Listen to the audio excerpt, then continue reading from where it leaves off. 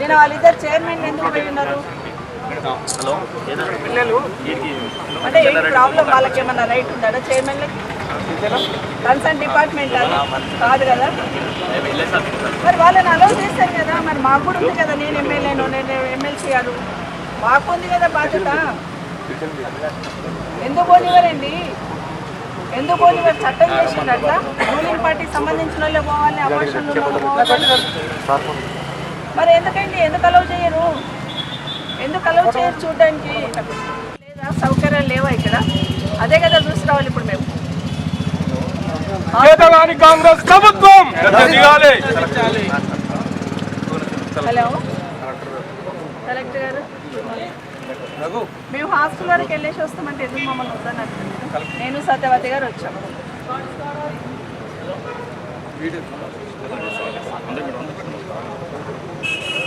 మరి నేను ఎందుకు అలౌ చేశారు? ఇద్దరు చైర్మన్ పోయి వచ్చారు అంటే చైర్మన్లకు 8 minutes. చైర్మన్లకు ప్రోటోకాల్ ఉంటుంది, మాకు ప్రోటోకాల్ లేదు. మేము కూడా ఎక్స్ మినిస్టర్స్ కదా, మేము ఇద్దరు ఉంటేనే కదా. చెప్పండి ఎందుకు పోకూడదు అనేది రీజన్ చెప్పాలి మాకు. ఈరోజు వికారాబాద్లో చెన్నారెడ్డి గారి విగ్రహం దగ్గర రోడ్ పైన కూర్చొని మాట్లాడుతున్నాం మీతో. సంతోషం, ఎందుకంటే ఈరోజు సాయిపూర్లో హాస్టల్లో పిల్లలకు విషాహారం తిని వాళ్ళకు ఫుడ్ పాయిజనింగ్ అయిపోయి సిక్ అయిపోయిందని 2 days బ్యాక్ పేపర్లో చూసాం. సరే 2 days తర్వాత సెట్ అయ్యిందిలే అని అనుకున్నాను, కానీ ఈరోజు మార్నింగ్ పేపర్లో ఫోటో చూసాను. తల్లిదండ్రులకు కూడా నో ఎంట్రీ. అంటే వాళ్ళ పిల్లలను చూసుకోవడానికి, వాళ్ళ పిల్లలు సిక్ అయ్యిందని తెలిసినప్పుడు తల్లిదండ్రులను చూసుకోవడానికి కూడా పర్మిషన్ ఇవ్వలేదు అన్నప్పుడు ప్రధాన ప్రతిపక్షంగా మాకు బాధ్యత ఉంటుందా ఉండదా? మీరు తల్లిదండ్రులను అలో చేయనప్పుడు కనీసం మేమైనా కనీసం వెళ్ళి చూసి వాళ్ళకు భరోసా కల్పించి ఏం జరిగిందని కనుక్కోవాల్సిన అవసరం ఉంది. కానీ ఆశ్చర్యం ఏంటంటే ఈరోజు మేము ఇక్కడ వికారాబాద్కి ఎంటర్ కాగానే, నాకు తెలియదు చన్గోముల దగ్గరనే మమ్మల్ని ఆపాలనుకున్నారని నాకు కూడా తెలియదు, కానీ ఈ రోడ్ ఎంబడి ట్రాఫిక్ తక్కువ ఉంటుంది అని చెప్పి నేను ఈ రోడ్ ఎంబడి సిద్ధులూరు రోడ్ ఎంబడి వస్తే ఇక్కడ మమ్మల్ని ఆపేశారు. అసలు ఎందుకు ఆపారు అనేది ఎస్పీ గారిని, కలెక్టర్ గారిని అడుగుతూ ఉన్నాను. అంటే ప్రతిపక్షంలో ఉన్న వాళ్ళకి ఒక రూలు, అధికార పక్షంలో ఉన్న వాళ్ళకి ఒక రూలా?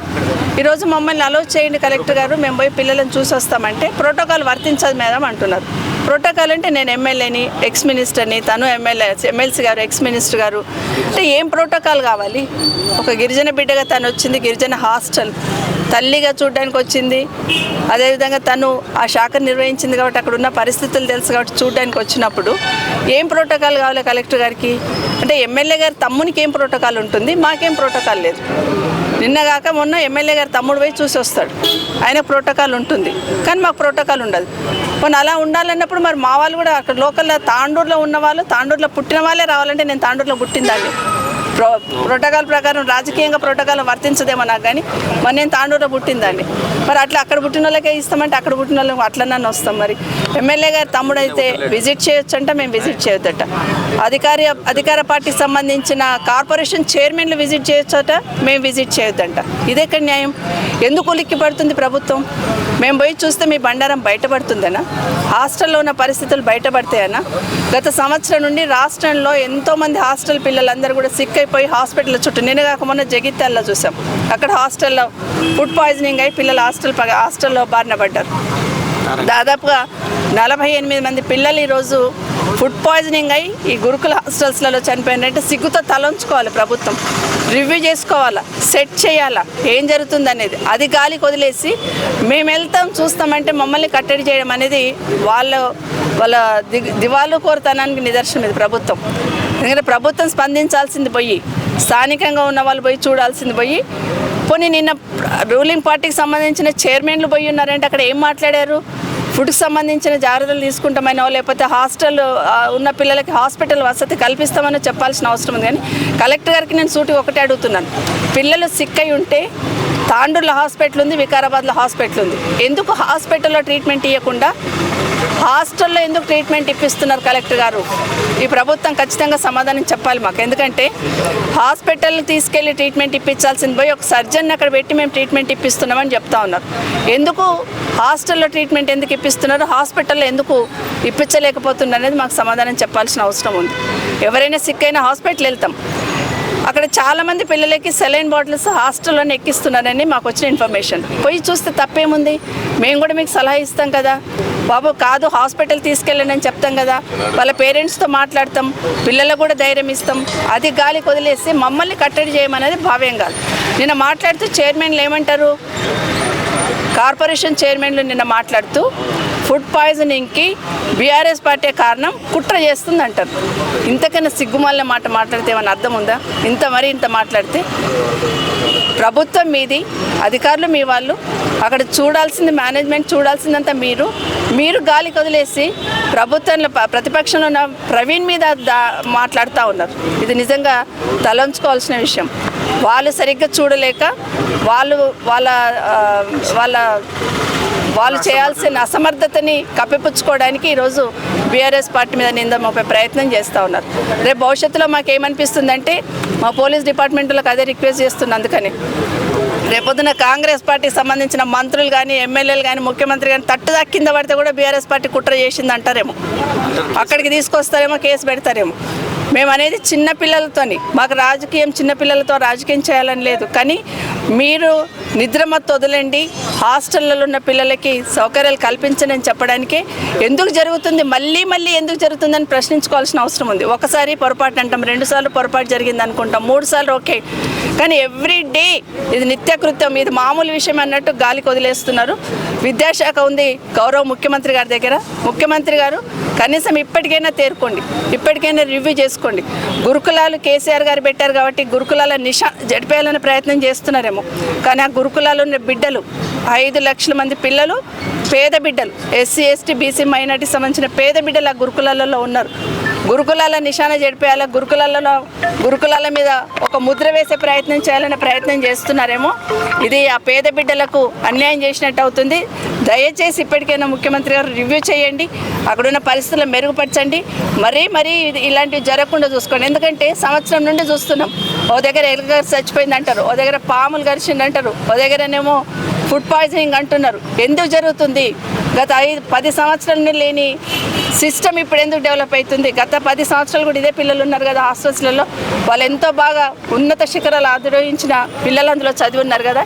ఇప్పుడే ఇది ఎందుకు జరుగుతుందంటే మీకు పట్టింపు లేక, ఈ ప్రభుత్వానికి బాధ్యత లేక, అందులో ఉండే వాళ్ళందరూ పేద పిల్లలే కదా, నోరు లేని వాళ్ళు కదా అని అనుకుంటున్నారు. కానీ ప్రధాన ప్రతిపక్షంగా ప్రశ్నించాల్సిన బాధ్యత మా మీద ఉంది.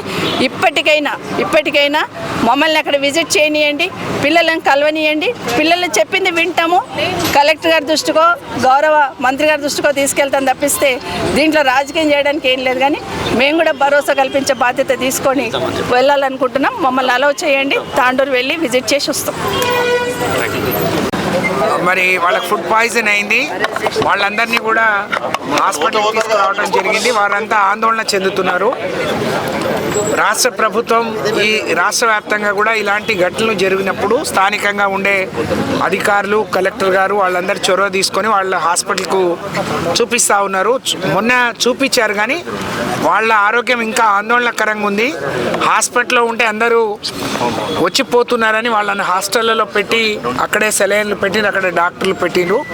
వాళ్ళని పరామర్శిద్దాం, చూసిపోదామని చెప్పి గౌరవ మాజీ మంత్రి గారు, ఈ ప్రాంత బిడ్డ, ఈ జిల్లా ఇన్ఛార్జ్ మంత్రిగా అనేక అభివృద్ధి కార్యక్రమాలు చేసిన సబితా ఇంద్రారెడ్డి గారు, అలాగే నేను గిరిజన శాఖ మంత్రిగా మరి గతంలో పనిచేశాను. ఒకసారి ఇద్దరం ఆడపిల్లలు కాబట్టి మహిళలు అయి ఉండి వాళ్ళని చూసిపోదామని బయలుదేరి వచ్చాము. కానీ అన్యాయంగా మమ్మల్ని ఇక్కడ వికారాబాద్లోనే పోలీసులు అడ్డుకుంటున్నారు. అక్కడ పోవటానికి పర్మిషన్ లేదు అని చెప్తున్నారు. మేము అక్కడికి పోతే శాంతి భద్రతలు విఘాతం ఏర్పడుతుందని చెప్తున్నారు. దీన్ని తీవ్రంగా ఖండిస్తూ ఉన్నాం. ఎందుకంటే ఘటన జరిగి 4 రోజులు అయింది. 3 రోజులుగా పిల్లలు ఆందోళనలో ఉన్నారు. ప్రభుత్వం అన్నీ అక్కడ సమకూర్చి ఉంటే వాళ్ళ తల్లిదండ్రులను కూడా అలౌ చేయట్లేదు. వాళ్ళ కడుపు కోత ఎంత ఇబ్బంది ఉంటుంది, ఎంత బాధ ఉంటుందో అర్థం చేసుకోకుండా వాళ్ళని కూడా పక్కన పెట్టారు. కానీ కాంగ్రెస్ పార్టీకి సంబంధించిన కార్పొరేషన్ చైర్మన్లను, వాళ్ళతో వచ్చిన 30-40 మందిని అందులో అలౌ చేశారు. వాళ్ళు చూసిపోయి కలెక్టర్కో అధికారులకో ఒక డైరెక్షన్ ఇచ్చి వాళ్ళని మంచిగా చూసుకోమని ఆదేశాలు ఇవ్వకుండా రాజకీయ విమర్శలు చేసిపోయిండ్రు. రాష్ట్ర వ్యాప్తంగా జరుగుతున్న ఫుడ్ పాయిజన్ల మీద కానీ బీఆర్ఎస్ పార్టీ కుట్ర చేస్తుంది. నిజంగా ఇంత దుర్మార్గం ఎవరైనా ఉంటారా? నిజంగా కుట్ర చేసే సంస్కృతి కాంగ్రెస్ పార్టీది, కాంగ్రెస్ పార్టీ నాయకులది. ఈ రాష్ట్రంలో పేద విద్యార్థులకు, పేద బిడ్డలకు నాణ్యమైన విద్య అందియాలని ఆ రోజు ఆ మహానుభావుడు కేసీఆర్ గారు ఈ రాష్ట్రంలో 200 గురుకులాలు ఉంటే 1000 గురుకులాలు స్థాపించి అన్ని వర్గాల వారు, అన్ని ఆడపిల్లలకు ఎక్కువ, మరి మగపిల్లలకు కూడా సమానంగా అక్కడ గురుకులాలు ఏర్పాటు చేసి నాణ్యమైన విద్యను ఇచ్చి ప్రపంచంతో పోటీ పడే విధంగా తీర్చిదిద్ది మరి వాళ్ళకు మంచి విద్యతో పాటు మంచి భోజనాన్ని అందించాం. కానీ ఈరోజు ఎంత దుర్మార్గం అంటే ఈ ప్రభుత్వానికి పేదల పట్ల ప్రేమ లేదు. ఉన్న హాస్టళ్ళు నిర్వీర్యమైపోయినాయి. సంక్షేమ శాఖకు మంత్రి లేడు, విద్యాశాఖకు మంత్రి లేడు. వారు విద్యాశాఖ మంత్రిగా పనిచేశారు. దాదాపు 40 లక్షల మంది విద్యార్థులను ఒక తల్లిలాగా కాపాడుకున్న సబితా ఇంద్రారెడ్డి గారు కానీ గిరిజన సంక్షేమ శాఖ మంత్రిగా పనిచేశాను. నేను ఒక గిరిజన మహిళలను, వారు ఇప్పుడు శాసనసభ్యులు, నేను శాసన మండలి సభ్యురాలని. మా ఇద్దరికి పోవడానికి ప్రోటోకాల్ లేదు. ఒక తల్లి ప్రేమతో పోతున్న వాళ్ళకు ప్రోటోకాల్ అవసరమా? ప్రోటోకాల్ అంటే మీ దృష్టిలో ఏంటి అని నేను ప్రశ్నిస్తూ ఉన్నాను. మీ కార్పొరేషన్ చైర్మన్లు ఎక్కడో గాలికి వచ్చిన కార్పొరేషన్ చైర్మన్లకు ప్రోటోకాల్ ఉంటుంది. ప్రజల ఓట్లతోని గెలిచి వచ్చి వారు 5 సార్లు 6 సార్లు ఎమ్మెల్యేగా ఈ ప్రాంతంతో అనుబంధం ఉన్న మంత్రిగా పనిచేసిన సబితా ఇంద్రారెడ్డి గారు 15 ఏళ్ళు వారు మంత్రిగా పనిచేశారు. ఇవాళ ఎమ్మెల్యేగా ఉన్నారు, వారికి లేని ప్రోటోకాల్ మరి మీ చైర్మన్లకు ఎట్లా వచ్చింది? వారు రాజకీయ విమర్శలు చేస్తే సమాధానం చెప్పుకోవాల్సిన బాధ్యత, దానికంటే ఎక్కువ ఆడపిల్లలకు ఒక నమ్మకాన్ని, విశ్వాసాన్ని, ఒక ధైర్యాన్ని ఇవ్వాల్సిన బాధ్యత మా పైన ఉంది. అందుకనే కలెక్టర్ గారిని, ఎస్పీ గారిని కోరుతా ఉన్నాం. ఫోన్లో అడిగితే అక్కడ శాంతి భద్రతలకు విఘాతం ఏర్పడుతుంది అని చెప్తున్నారు. ఈ ఎస్పీ గారిని, ఇంతమంది పోలీసులను అడుగుతా ఉన్నాం. మేమిద్దరం మహిళా ప్రజాప్రతినిధులు అక్కడికి పోతే అక్కడ ఎవరైనా ఇబ్బంది లేకుండా చూసుకునే శక్తి కానీ సామర్థ్యం మీకు లేకపోతే మీరు రాష్ట్ర ప్రజల్ని ఏ విధంగా కాపాడుతారు? ఏ విధంగా రాష్ట్రంలో మరి రాష్ట్ర ప్రజలకు ఏ విధంగా శాంతి భద్రతలు కాపాడుతారు? ఇద్దరిని కాపాడలేని వాళ్ళు అక్కడ ఆడపిల్లల్ని చూడనీయకుండా మీరు అడ్డుకుంటే మీకు సిగ్గనిపించట్లేదా? నిజంగా ఇటువంటి పాలన ఎక్కడైనా చూసామా? ఇంత దౌర్భాగ్యం ఎక్కడైనా చూసామా? ఎక్కడికి పోనీయరు, ప్రతి దగ్గర అడ్డుకుంటున్నారు. ఆడపిల్లల దగ్గరికి పోతే అడ్డుకుంటారు. మీరు శాసనసభ్యులను చూడట్లేరు, శాసన మండలి సభ్యు. ఇది మీ జాగిరి కాదు. పోలీస్ సోదరులను, ఇక్కడ డిఎస్పీ గారు, సిఐలను, మీకు కూడా ఇంట్లో ఆడపిల్లలు ఉంటారు, మీ కూతుళ్ళు ఉంటారు, మీ పిల్లలు ఉంటారు. వాళ్ళు ఎంత ఆందోళన చెందుతున్నారో, ఎంత ఇబ్బంది పడుతున్నారో, రేపు ఏదైనా జరగరానిది జరిగితే మీరు బాధ్యత వహిస్తారా? మేము అనవసరంగా మమ్మల్ని అడ్డుకుంటున్నారు, ఇది సరి అయింది కాదు. ఇప్పటికైనా మాకు వదిలిపెట్టండి. మీకు ఎలాంటి ఇబ్బంది లేకుండా మాతో పోలీస్ అధికారులను ఇవ్వండి, మహిళా అధికారులను ఇవ్వండి, మేమిద్దరం కూడా పోయి చూసి వస్తామని మేము డిమాండ్ చేస్తున్నాం. సహకరించాల్సిందిగా విజ్ఞప్తి చేస్తూ ఉన్నాం.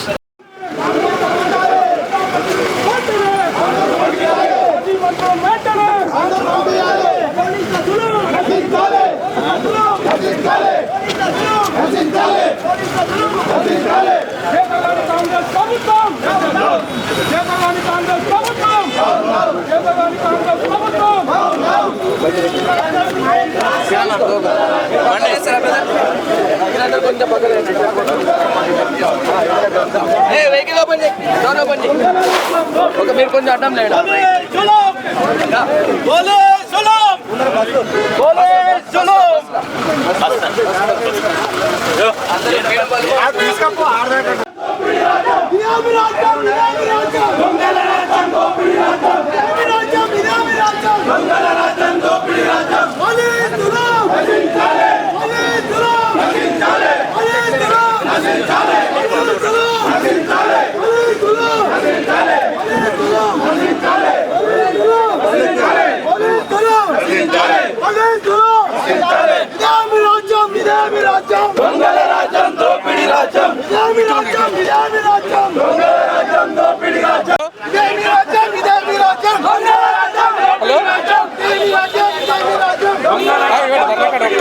నిమిషాల్లో అయిపోయింది, అరెస్ట్ చేసారు, వస్తున్నారా?